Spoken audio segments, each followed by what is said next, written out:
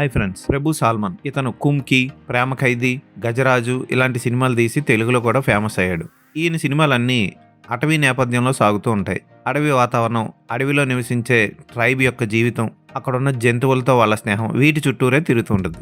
అలాంటి సినిమా కుంకి. దీన్ని తెలుగులో గజరాజ్ అని రిలీజ్ చేశారు. విక్రమ్ ప్రభు హీరోగా నటించిన ఆ సినిమా ఒక మోస్తరుగా ఆడింది తెలుగులో. ఇతను తీసిన ప్రేమ ఖైదీ సినిమా కూడా తెలుగులో మంచి విజయాన్నే సాధించింది. మైనా మైనా గుండెల్లోన కూడు కడితివే ఇలాంటి తమిళ వాసన కొట్టే పాట ఆ సినిమా క్రేజ్ని తెచ్చిపెట్టాయి. ఇప్పుడు కుంకి 2 అనే సినిమాని తీశాడు ఆయన.